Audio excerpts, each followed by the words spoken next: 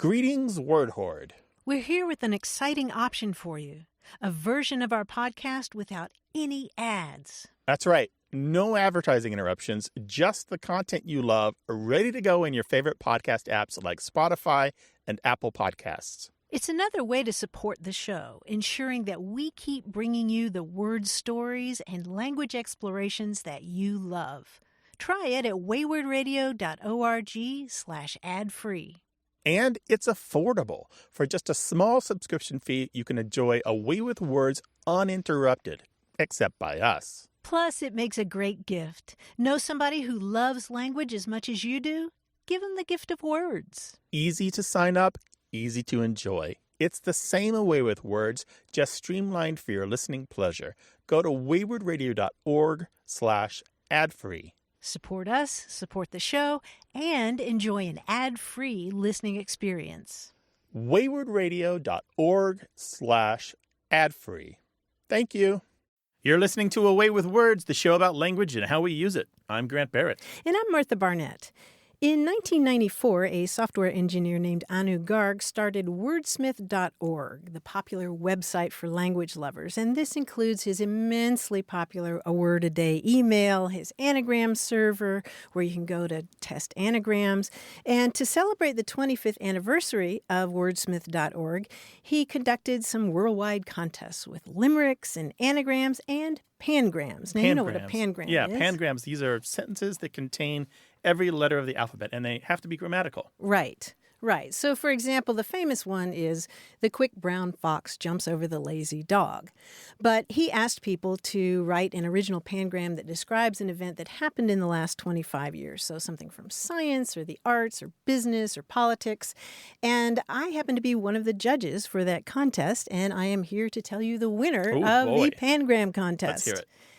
Emoji having been popularized, texts acquire wacky faces. Wow, that's pretty good. And short, too. It's short. It's just 48 letters, and it makes sense, too. Yeah, it does make sense. It's hard to say, though. It's tricky to say. I was lobbying for a different one, which was Watson excels at Jeopardy, quickly outbuzzing human favorites. I like that. Oh, that's really good, too.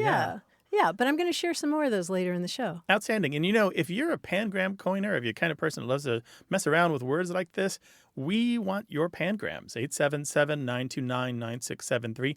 Email words@waywardradio.org, or let's start a conversation about pangrams on Twitter @WAYWORD.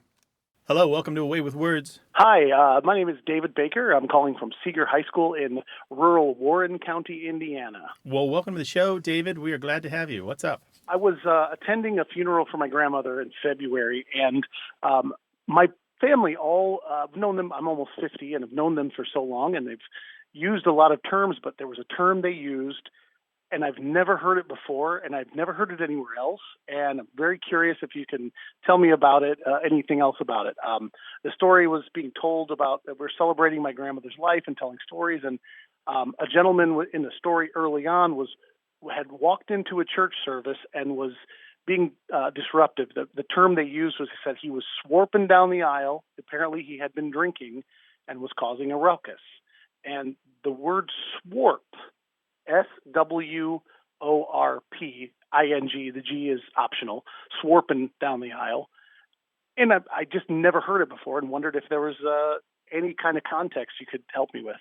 Yeah, sure. Was this in Indiana? No, this was in Virginia. Yeah, that makes a lot more sense because swarp, spelled either SWORP or SWARP, is something you usually hear in the Appalachians. So I'm really interested to hear that you heard it in exactly the way that I've read about but never heard in the wild. It comes from an old dialect term that means to strike or hit. And so you might talk about walking through a forest and brush swarping you in the face or something like that.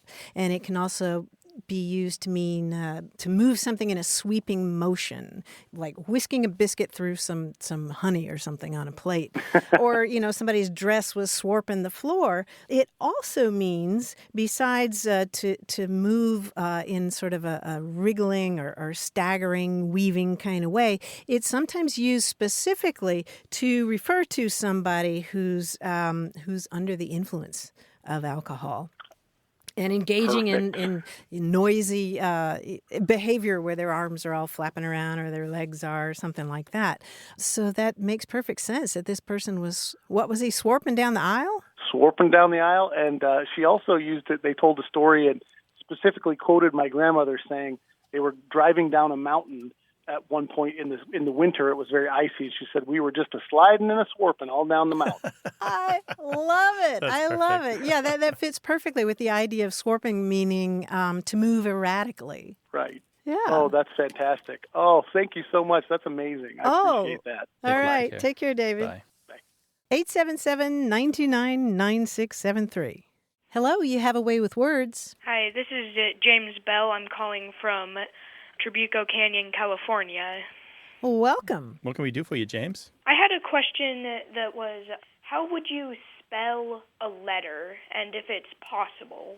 You mean like the letters of the alphabet? Yeah. How do you spell the letters of the alphabet? Any guesses? My dad told me something about, just the letter by itself.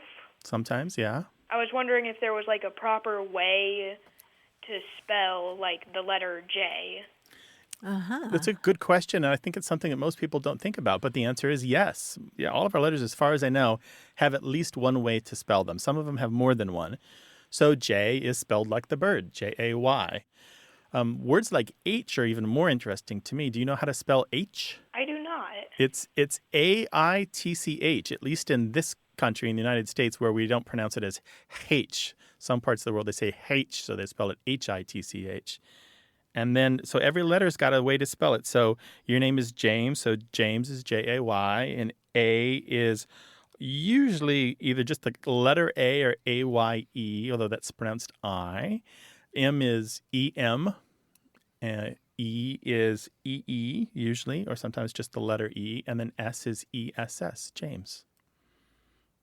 Yeah. Do you want to know what the other weird one besides H, at least for me, is Y? The letter Y is spelled W-Y-E, which is really unusual, isn't it? Yeah. James, what got you to wondering about all this? Most people don't think about it. Well, I was just watching this show, and I was just thinking about the alphabet and just the English language in general. Mm-hmm. And I thought about spelling the alphabet, or spelling a certain letter. And then that got me wondering. Mm-hmm. That's good. That's great. You sound like one of our listeners. I appreciate you thinking about it, James. Yeah. All right. Well, take care of yourself, and thanks for calling. Call us again sometime, all right? All right. All right. Bye-bye. Bye. One of the reasons that you need to spell letters is particularly for documents where you're repeating something that someone else has said, say a transcription, right? Mm-hmm. So if I said to you J-A-Y and there was a court reporter here, what do they write down? Do they write J-A-Y? Possibly, but they more likely would spell out J-A-Y, space, letter A, space, W-Y-E, to indicate that I said them as letters and not as a word. Does that make sense? Mm-hmm. Sometimes you indicate through capitalization, you J-A-Y, and that shows that I spelled it out. But court reporters may have their own traditions and styles that they do. And as I recall, also in plumbing, I mean, you can look at plumbing catalogs, and there will be a Y W-Y-E, type, right? Yeah, that's interesting. W-Y-E. Although you often find, just like in the U-turn, you find you spelled it's spelled with the U. The letter U, right, to represent the shape. And so often a Y joint or an L joint in hardware catalogs is just spelled with the letter and not the letter spelled out as a word. Right. Complicated. Spelling letters is weird because it's kind of like counting numbers. It's kind of self-referential, self-licking ice cream cone. You can keep spelling the letters that spell the letters that spell the letters. Oh, my gosh. Like the cream of wheat box, it's right? It's fractal. 877-929-9673. Welcome to Away with Words. Hi. This is Margot Dillard in Denton, Texas. Well, hi, Margot. Welcome to the show. Hey, Margot. What's up? Hello. My grandmother, when I was growing up, and this was in South Alabama, always used the expression cold as agga forti when it was really cold outside. I've never been able to figure out what that means, where it comes from. She was from Kentucky. She was from the coal mining region of Kentucky. I assume agga might be a mispronunciation of 18, maybe 1840. There was a blizzard or something. I don't know. Wow. Well, that's a creative theory there. So how cold are we talking about? Are we talking below freezing or just a little nippy? Oh, no, below freezing. Okay. Cold. Mm-hmm. And was she a drinker? Oh, no. Oh, no.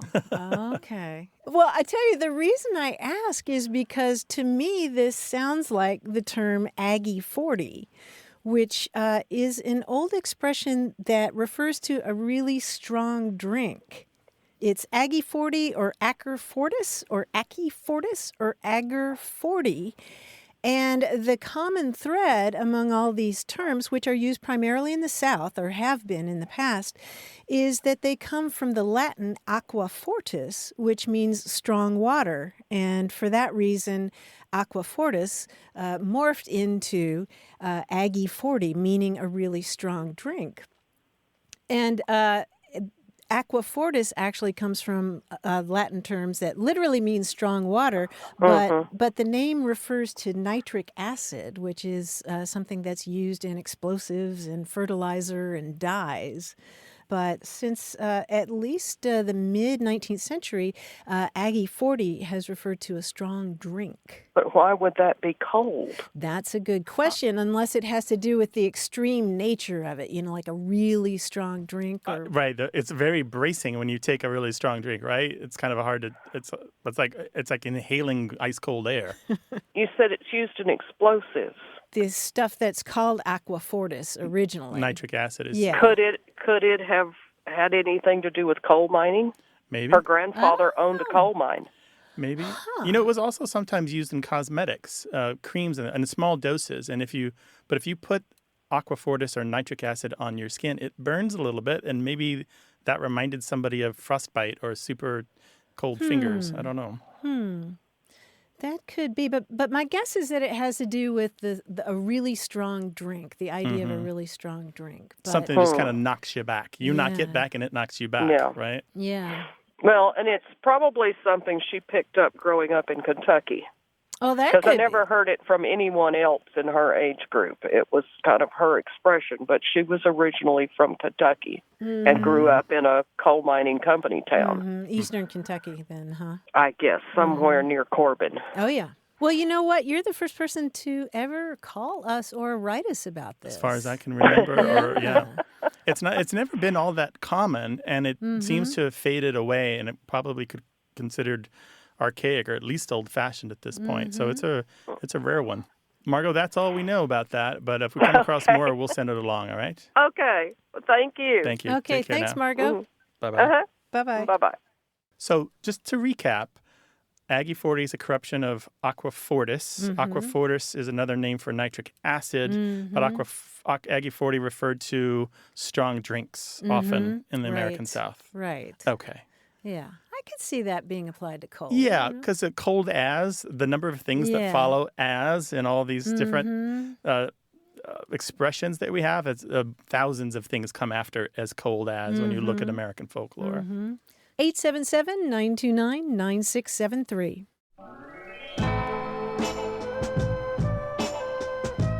More about what we say and why we say it as A Way with Words continues.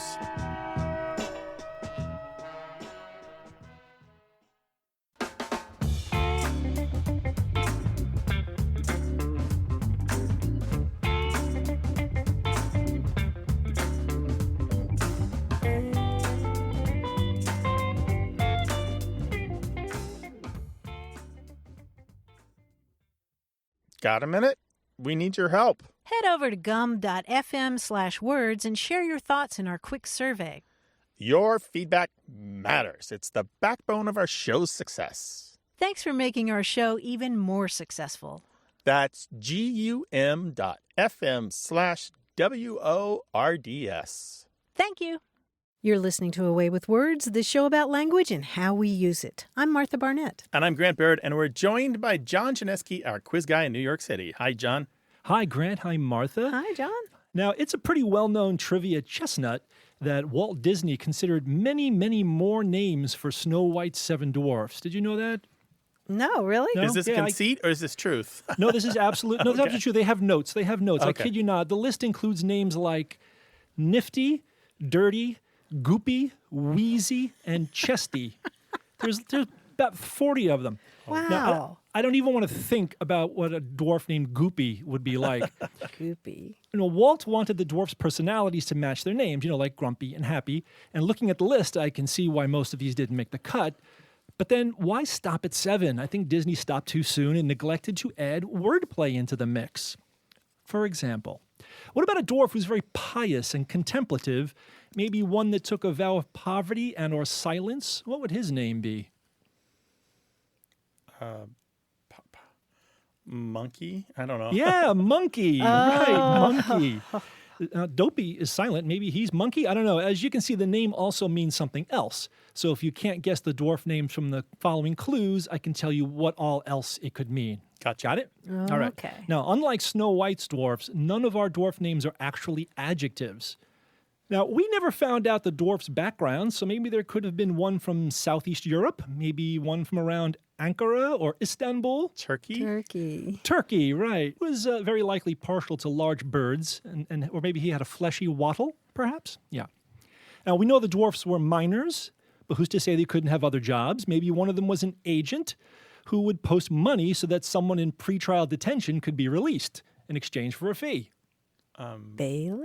Bailey, right. Yeah, you could probably find him patrolling the outer courtyard of a castle, probably. The 7 dwarfs wore those sort of floppy hats, but suppose there was one that was more geometrically inclined, and he insisted that his hat be of a similar shape, but tapered smoothly to a sharp apex. What do you think? Pointy?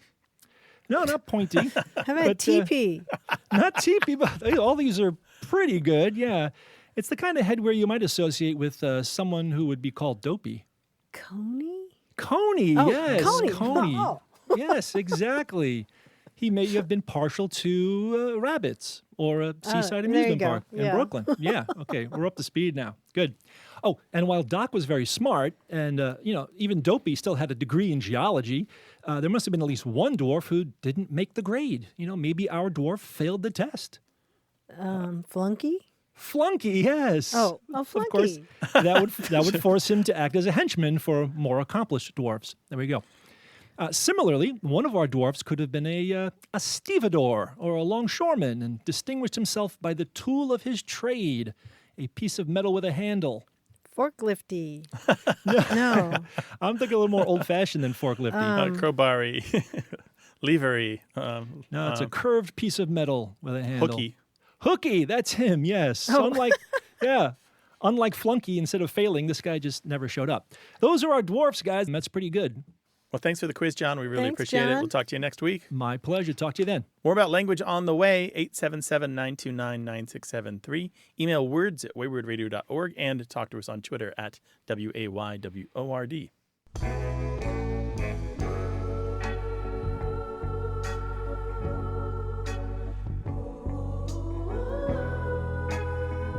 I haven't also ran in the pangram contest where people were trying to use every letter of the alphabet in a sentence. Ariana Grande visited a bakery, licked a glazed donut, and made an unpatriotic jejune exclamation. She was required to apologize thereafter. Wow, that's crazy. She did that. She actually did that, right? I didn't realize that, but apparently so. I just kind of like the poetry of it. Although jejune is kind of out of place there. It doesn't really match the context. Yeah, well, they're all kind of What are tortured. people doing licking donuts? I guess if you can't have sweets because you're on a permanent diet for your career, I guess that's the most you can do, right? I don't know. Send us your pangrams, words@waywordradio.org. Hello, you have a way with words. Hi, this is Alicia. Hey, Alicia, where are you calling us from? I'm calling you from Wilmington, North Carolina. Oh, welcome. What can we do for you? What's going on there on the coast? Thank you. So my father was raised in King, North Carolina, and whenever we would go visit his family in that area, for example, he might walk across the street and visit his cousin. And when he comes back to the house, my mom would say, "Hey, what did Dean have to allow?" And he would tell her what he had to allow. And when I mentioned that one time to my husband, or asked him that maybe when he had gone to talk to somebody or whatever, he's like, what is allow? What do you mean? And I can't find anybody that's ever heard of that phrase before, but I swear I grew up with it. It makes perfect sense to me. And I just wondered, so I called y'all. We believe you, Alicia. Thank you. We do. I would Okay. say that someone who hasn't heard this just hasn't read a lot of American literature, because it's Okay, good. and that's not necessarily an insult so much as it's a thing that you should improve if you haven't done it, because it is a term that you will find in the writings of Mark Twain and Bret Harte and just hundreds of authors, I'm sure, from the 1700s, 1800s, 1900s have used a form of allow, which basically means something like to say, to declare, to declaim, to claim, to state. Exactly. Yeah, right. Okay. So and sometimes it's given as allow, like I'll allow, L-O-W, but it's just an abbreviated form of allow. Gotcha. Okay. Yeah, so All right. this goes back to the 1700s, 300-something years or so of this word. And there's some different uses of it that I won't get into here, some different substances, but generally it's about saying a thing. Sometimes it's saying it with force. Sometimes it's saying it meaning to admit, like someone says, were you on the bank on the evening of the 4th? And you were like, well, I'll allow that I was there, but I was not doing anything harmful, right? You allow, you admit. Gotcha. But in general, it can be used to say. He allowed that the dinner was good and he'd be back next Sunday. And I hear it more as allowed as how. Oh, nice. My Aunt Mazo there in North Carolina would say, oh, he allowed as how he was 23 years old or something like that. Yeah. How is it spelled? Just like the other word, A-L-L-O-W. L-O-W. Okay. And conjugated the All same, right. yeah. I feel so vindicated. Oh, Our absolutely. pleasure. It is primarily Southern at this point. You will sometimes hear it in the what's called the Midlands or Southern Midlands. These are the states or the parts of the country right above the American South. But you will find it here and there in places like the Northeast and Vermont and the rural speech of people in the mountains of Montana. It'll pop up now and again. That's wonderful. Good. Well, I'm going to keep using it, and I can't wait for my husband to hear this. And my kids are going to be thrilled because they're avid readers and love some of those authors that you mentioned. So, yeah, this is great. Oh, that's where I first Wonderful. heard it. Nobody in my family used it, even though I had some Southern folks that might. But I learned it from Mark Twain. That's where I first heard it. Well, thank you so much. Our Yeah, pleasure, Lisa. thanks for calling. Take care. All right. You too. Thank you. All right. Bye-bye. 877-929-9673.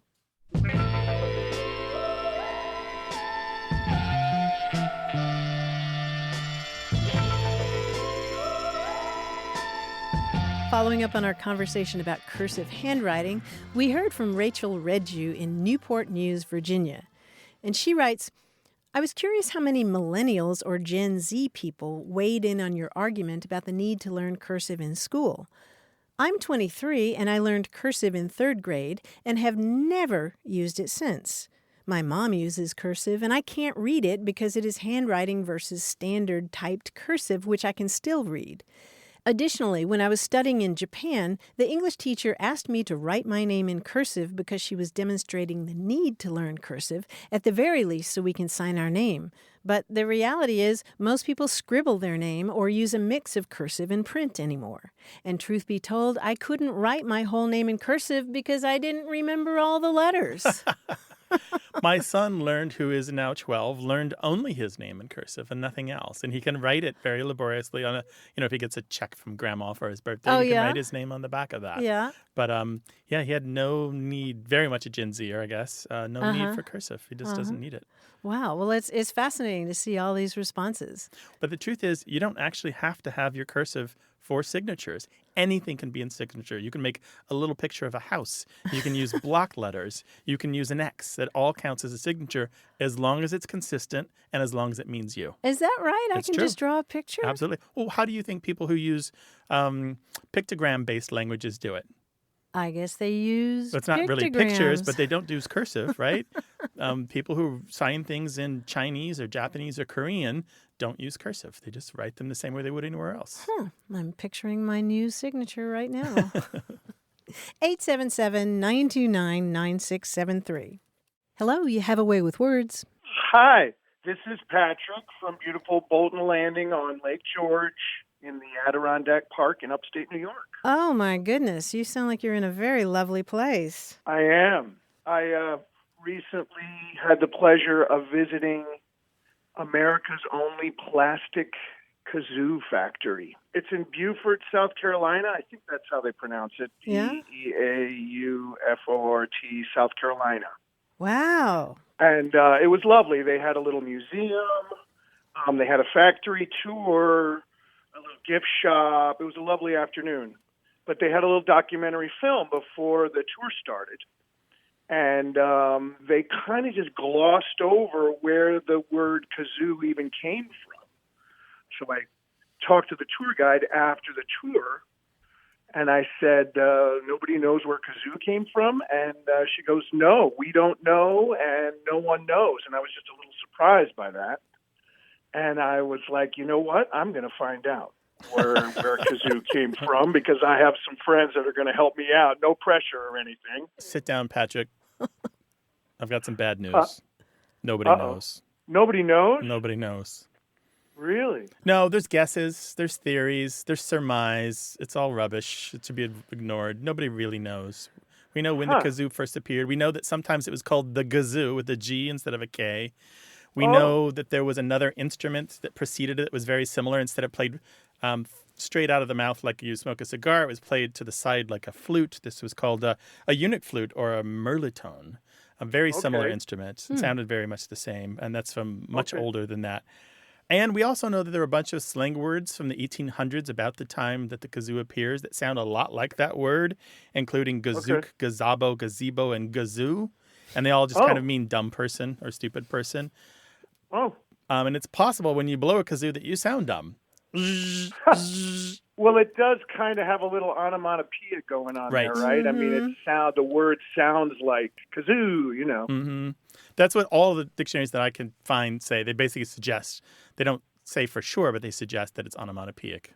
But that's the most that's known about it. I'm sorry to say. Most words have that story. Most words that are not obviously from Latin and Greek have unknown origins. Do we know when it first appeared in print or anything? I mean, how could I kind of run this down on my own? If you only have a minute, check the Oxford English Dictionary, which you can sometimes get free access to through your libraries. If you have a half hour, an hour, go to one of the digital newspaper sites like newspapers.com or newspaperarchive.com and see how far back you can find it. You will probably not be able to find older uses than the Oxford English Dictionary has, but that's the short version. Okay. Well, I certainly appreciate it. It was a pleasure speaking with you. Great talking with you, too, Patrick. I have to ask, did you come away with a collection of kazoos or a special kazoo that... Well, it was love at first sight when I saw the electric kazoo. They had a kazoo with a little pickup attached to it that I can plug into my amp here and go wild with the distortion and everything. Are you serious? Have a ball with that. Yeah. Outstanding. Oh, yes. Oh, I want to hear that. I desperately want to hear that. You have to send me an audio file of that, Patrick. I will.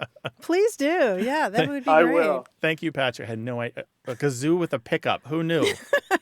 Who knew, right? As soon as I saw it, it's like, I have to have that. Well, I feel a rap coming on. Don't. No raps, Martha. Patrick, thank you so much for calling. Okay, thank you. Bye. All righty. Take care. Bye-bye. 877-929-9673. Email words@waywardradio.org or talk to us on Twitter @WAYWORD.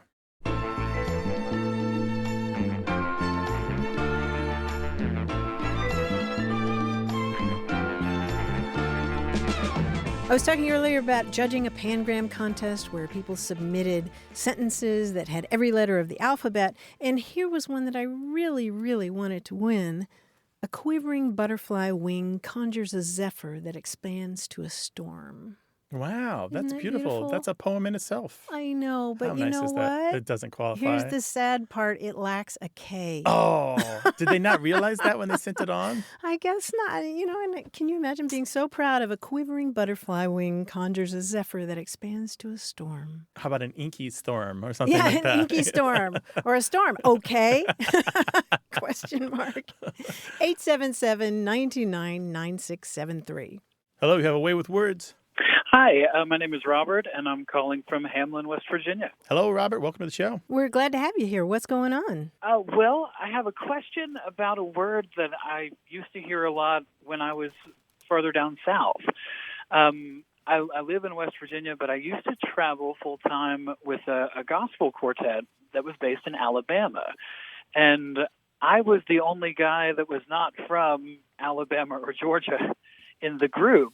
And so sometimes we would eat somewhere, or there would be a meal that was especially good, and they would say that the meal was larruping. And the first time I asked them what this meant, they looked at me like they just couldn't believe that no one had ever heard that word. But we have never used it anywhere that I've lived, and I had never heard it before just a few years ago down south. No I was kidding. curious about where it came from and, how it kind of landed in Alabama, and at least to me, seemingly nowhere else. Well, you usually hear it in places like Texas and Oklahoma and more toward that area. And it means terrific, right? Or striking, right? Yeah, that was kind of the sense I got, because it was always, if you had a good meal, they would say it was good or delicious, but it was like reserved for the best of the best. Larruping good pie, something like that, right? Exactly. Yeah. Exactly. Yeah, and it comes from an old dialect term, larrup, that means to beat or strike or thrash or whip. And it's one of those words in English that has to do with beating or striking, but that also means something really the best of its kind. Oh, interesting. Yeah. It may go back to a Dutch word that means to whip, but I usually associate it with Oklahoma and Texas. It's interesting that your friends heard it where they grew up. And by dialect, you mean English dialects, because it was widespread throughout the minor linguistic regions of the United Kingdom, right? Mm-hmm. Yep, means to beat or strike, larrup. Except in the non-literal use, which just means more of the same or emphatic or Right. very or awesome. Right. Well, that's awesome. That's fascinating. Robert, thank you so much for your call. We really appreciate it. Hey, thank you for having me on the show. I love to listen. Thank you. Take care. Great. Thanks, Robert. Bye-bye. Thanks. Bye. This is a larruping good place to have your questions answered. 877-929-9673. Or have a whopping good time composing a huge email and send it to words@waywardradio.org.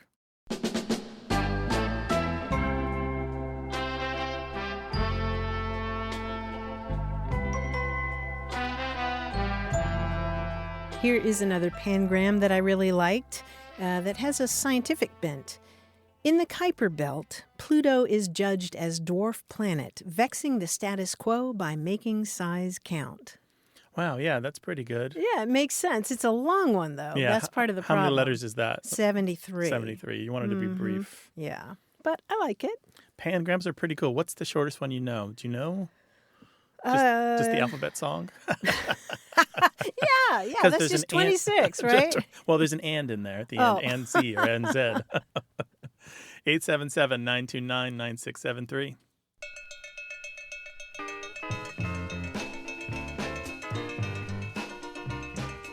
This show's about language examined through family, history, and culture. Stick around.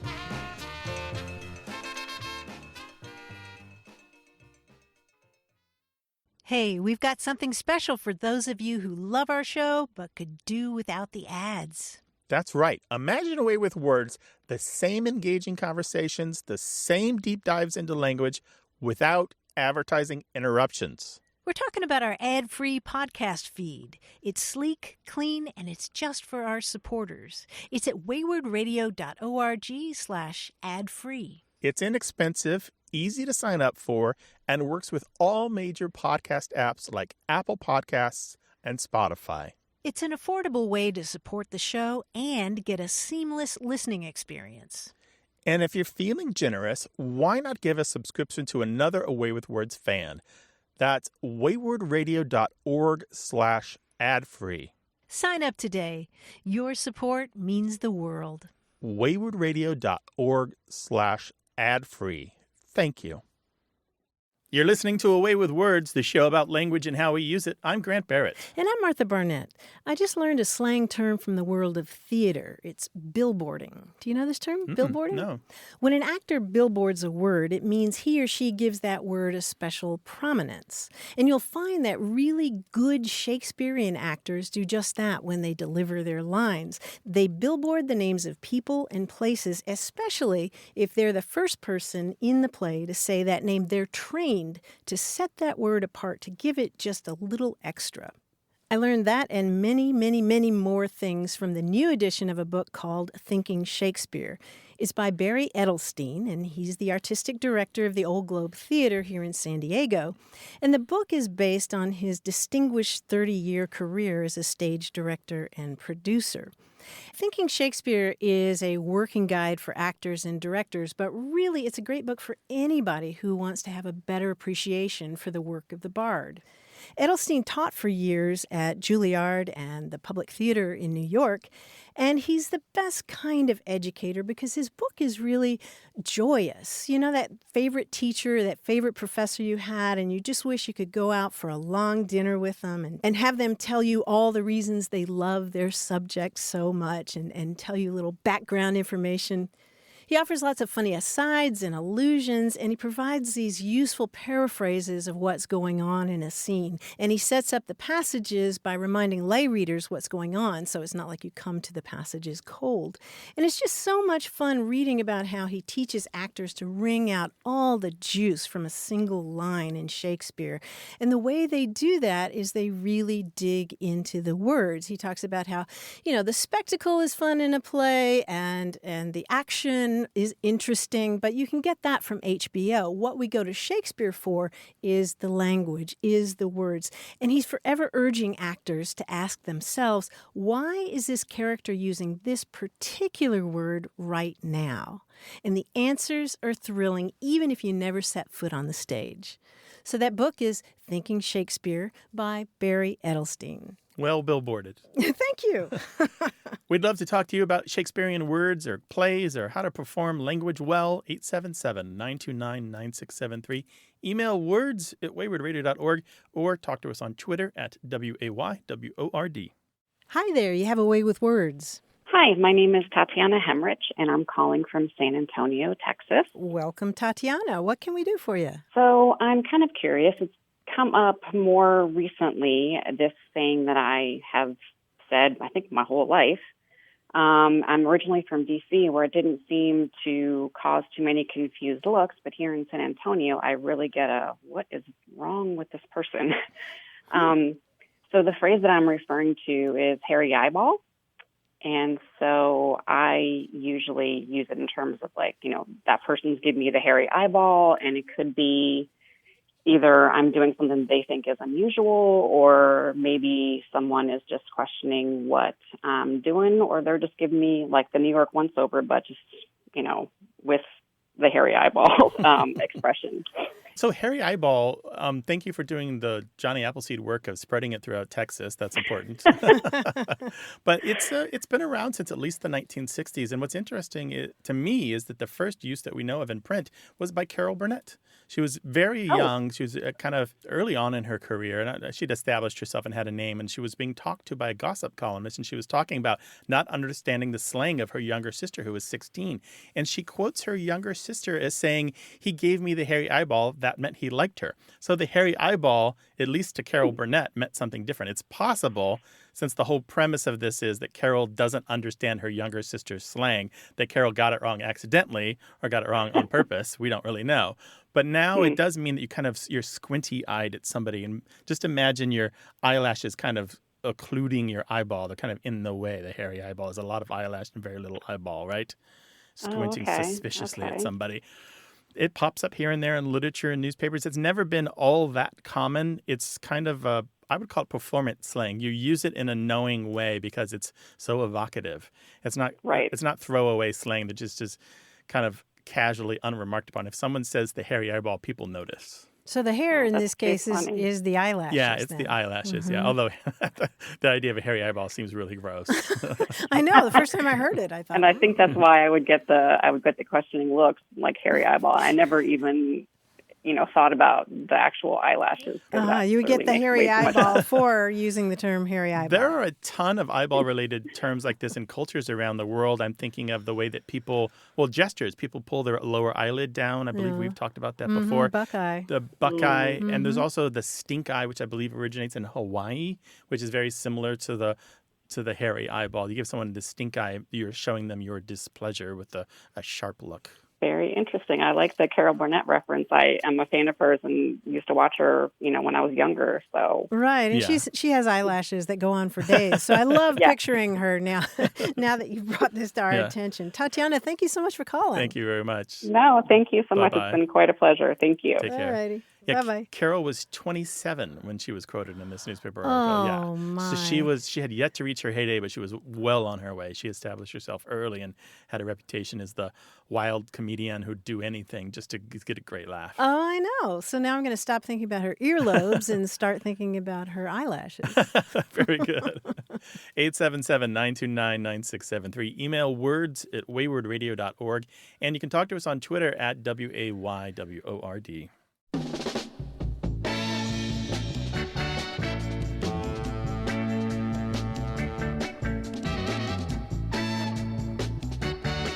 Here's a pangram that our quiz guy John Chinesky would love. Brexit, loved by many fans who are creating quick word puzzles just now. That's pretty good, yeah. Every letter of the alphabet in that sentence. Brexit, loved by many fans who are creating quick word puzzles just now. You can see it, right? So Crossword puzzle constructors. You're saying the constructor crowd is going for Brexit. I'm just not seeing that. I'm just not picturing that as being their thing. Oh, good point. 877-929-9673. Hello, you have a way with words. Hi, Martha. How are you? Hi, I'm doing well. Who's this and where are you? This is Patricia Keck calling from Fort Worth, Texas. Well, welcome, Patricia. What can we do for you? Well, I had a question about an expression that my husband's grandmother used that sort of mystified me. I grew up in South Texas on the border between Texas and Mexico, and Spanish was my first language. So when I married into his family, I ran across lots of expressions that I had never heard before. And one was from his grandmother, and she often would say when she didn't want to maybe perhaps answer completely or actually didn't know where something was, she would say, "It's gone where the woodbine twineth and the whang doodle mourneth." And I really didn't know what to make of that, and in some ways still don't. Where the woodbine twineth and the whang doodle mourneth? I know. Imagine that one, where the woodbine twineth and the whang doodle mourneth. We're going to have to break this down, but I want to tell you a little story first about a man named James Fisk Jr. In 1870 or so, he and another fellow were accused of trying to embezzle millions of dollars worth of money from the U.S. government. Basically, what they were trying to do was artificially inflate the price of gold. And then they were trying to lure President Grant's administration into the scheme. And as part of that, they gave $25,000 to Mrs. Grant to spend as she wished, basically. Now, it's really complicated, and I'm oversimplifying, but that's the gist of it. And so they were called to testify. And this fellow, James Fisk, apparently was quite a character. He is described in the newspapers as delivering a profane torrent of words, and that when he was testifying, it was a broad farce or roaring comedy from beginning to end. So this guy, he was a real piece of work. And so they asked him point blank, they're like, "Where did the money go? What happened to the money?" And he replied with what you've said, only he said a shorter version of it. He said, "Where the woodbine twineth." And this sentence was repeated in newspapers from coast to coast repeatedly over a period of weeks and months, and it kind of became like one of these catchphrases of 1870. This was just a thing that you would say to mean that something went away and I don't know where it went. And the reason that it means that is even more interesting to me because woodbine is a name that's been used for a couple different kinds of creeping vines. Even Virginia creeper, for example, which is very common in the United States and will wind around a drain spout or a downspout on a house. And so where the woodbine twineth means the place where the vines wrap themselves around, and that is the spout. And it's an indirect reference to another slang term that we don't really use in English much anymore. To say that something is up the spout doesn't mean that they got pregnant, which is another version that's unrelated to this. It means that it went away. And so something goes up the spout, it means it's gone. And the reason up the spout means up the way has to do with pawnbrokers. I kid you not. Are you following all Wow. this? Pawn shops. Wow. Because when you went to a pawn shop in the 1800s, they didn't store the merchandise that was being pawned on the level where you would hand it over and get some money in return. What they would do is they would send it upstairs. They'd send it into storage. And often there was a hole in the floor or the ceiling called a spout. And it had like a pulley system or a dumb waiter or even just a bucket on a rope. But there was this chute or funnel or hole called the spout. And so when you went to the pawnbroker to try to get money for your most valuable possessions, your watch, your fine jacket, your good hat, whatever it was, your belongings are said to have gone up the spout. And you got very little money for them. And they're considered gone forever because if you've ever gone to a pawnbroker, even now, typically, most of the stuff that is given to a pawnbroker for a little bit of money is never redeemed by the original pawner. It's later sold on by the pawn shop to somebody else. It's a black hole for personal possessions. You tend not to get them back. And so this whole complicated story, where the woodbine twineth, has to do with pawnbrokers, the expression up the spout meaning gone, and this guy talking about vines wrapping themselves around a downspout. Well, that timing sounds, you said about 1870, sounds just right because she was born in 1890 and her parents both used that expression. So, from Ohio and Pleasant Lake, Indiana. So that was a usage that was not uncommon in her family. Absolutely. I totally believe it. Well, but what about the whangdoodle? It's a kind of a catch-all word for an unknown animal, either a mythical animal or one that you can identify. When you hear an animal in the bushes and you can't quite make out the call and you don't really know what it is, that's a whangdoodle. Well, it'll be right there with the jub bird and the exactly and the bandersnatch and the jabberwock. The whangdoodle is in good company. Yeah, what's interesting is where the woodbine twineth and the latter part of what you quoted, where the whangdoodle mourneth for her firstborn is the longer expression. They're two separate catchphrases that later joined up to become one. The where the whangdoodle phrase actually is older by about 20 years. Yeah, it reminds me of those phrases that parents use when kids are being too inquisitive. It's sort of like there's one that goes, I'm making a kid says, what are you doing, Mom? And she says, I'm making a whim-wham for a goose's bridle or a whimmy-diddle or something like that. Sort of like a whangdoodle. Mm-hmm. Patricia, thank you so much for introducing all of our listeners to this expression. It's a fantastic one. Thank you, Grant. Thank you, Martha. All right, take care. Yeah, thanks for sharing these memories. Bye-bye. Bye-bye. Well, is there a word or phrase that's been kicking around your family for a while? Call us about it, 877-929-9673. Hello, you have a way with words. Hi, this is Emily calling from Madison, Wisconsin. Hello, Emily. Welcome to the show. Hi, Emily. Thank you. What can we help with? So I have a question, and my question is whether there's a gender-neutral way to refer to nieces and nephews, similar to what we would have for like the word cousins, that wouldn't necessarily imply gender. A gender-neutral term for nieces and nephews, so kind of all together instead of saying the phrase nieces and nephews. Yeah, that's right. Mm-hmm. And Emily, what got you wondering about this? A couple things. I have 3 nieces and a nephew, and I'd say in conversations, describing visits and time spent together, it just always occurred to me, why there wasn't such a term like cousins that didn't imply male or female. And another thing that I have been thinking about in this context is just the way kind of our society has changed in a way, and whether the English language will adapt to that. So I think it's more commonplace now to hear, even at younger ages, people defining themselves in non-traditional ways, and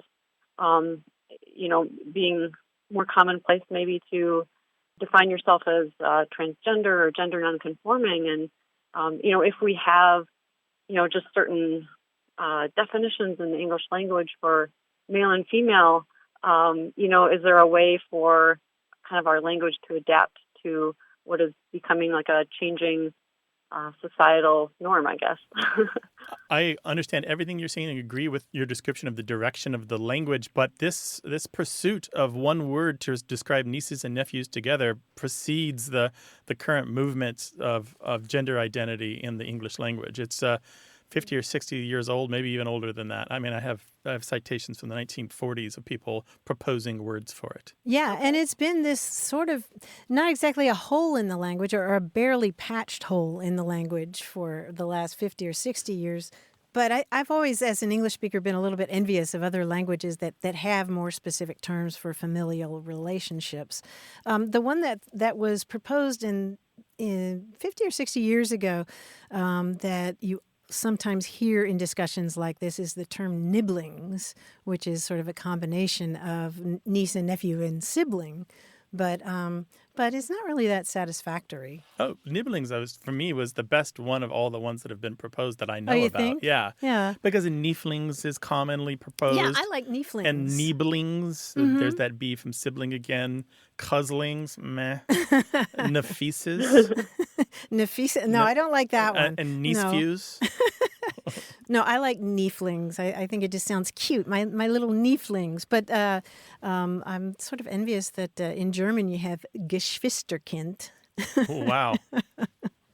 That's a mouthful. Yeah. Do any of those appeal to you, Emily? Oh, Niblings I wrote down. I love that. You like Very Niblings. adorable. Yeah, because if you really love your nieces and nephews, there's something about nibbling on their little tootsies, right? Oh, yeah.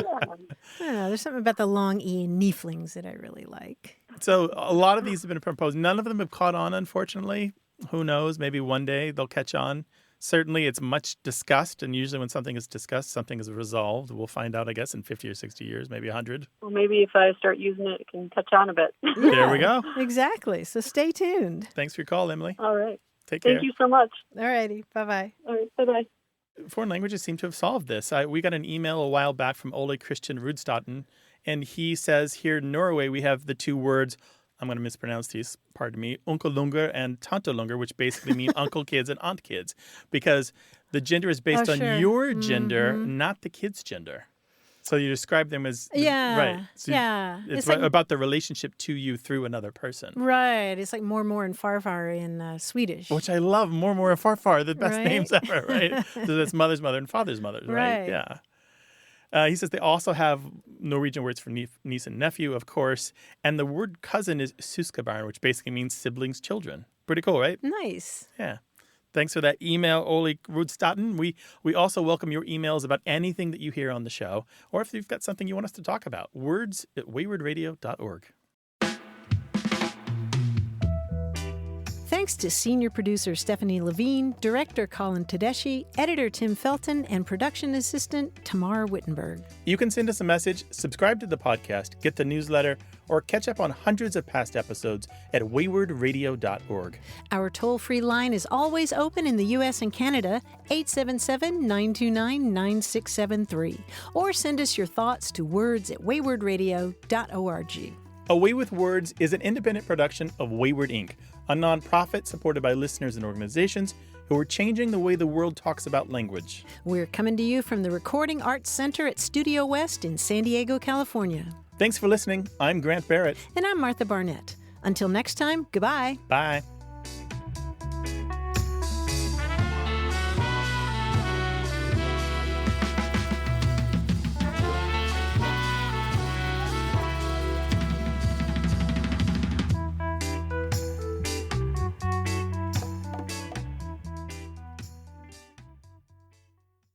Hey, listeners, we have a favor to ask.